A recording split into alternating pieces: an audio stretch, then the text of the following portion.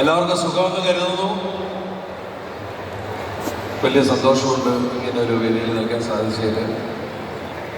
നമ്മളാരെയും ഞാനും നമിത എന്ന സിനിമയിലില്ല, പക്ഷേ നമ്മുടെ കുടുംബത്തിൽ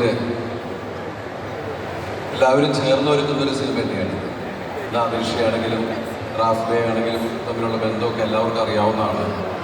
ഞാൻ റാഫ്ബയുടെ ഒരുപാട് ഹിറ്റ് സിനിമകളിൽ എനിക്ക് അഭിനയിക്കാൻ അവസരമുണ്ടായി.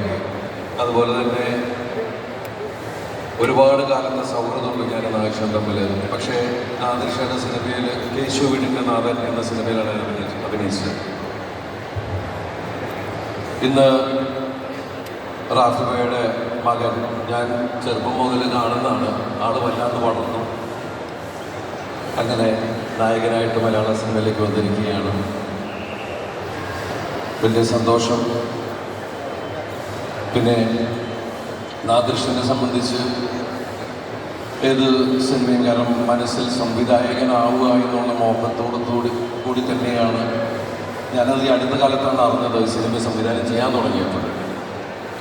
ഇത്രയും ശക്തമായിട്ടുള്ള ഒരു ഗംഭീര വരവ് ആദ്യം എന്നെ വെച്ച് പ്ലാൻ ചെയ്ത ആളാണ്. അപ്പം ഞാൻ സംവിധാനം പഠിച്ചിട്ട് വരാനൊക്കെ പറഞ്ഞിട്ട് അങ്ങനെ നാദിർഷ എല്ലാവർക്കും അറിയാം. പൃഥ്വിനെയും ജയസൂര്യ, ഇന്ദ്രജിത്ത്, ആസിഫ് അലി എല്ലാവരും വെച്ചിട്ട് നമിത. അങ്ങനെ ഞാൻ കാര്യങ്ങൾ മനസ്സിലായി. ഇവൻ രണ്ടും കൽപ്പിച്ചിട്ടുള്ള വരവാണ്. അപ്പോൾ എനിക്ക് മനസ്സിലായി ഇവൻ എന്തായാലും ജയിച്ച് അടങ്ങുള്ളൂ എന്നുള്ളൊരു രീതി ഉള്ളതുകൊണ്ട് അപ്പം ഞാൻ നാദിർഷയോട് ഞാൻ ആ സിനിമ നിർമ്മിച്ചോട്ടെ എന്ന് ചോദിച്ചു. കാരണം എന്തായാലും ആ സിനിമ ഇവർ വിജയിപ്പിക്കുമെന്ന് എനിക്ക് ഉറപ്പുണ്ട്.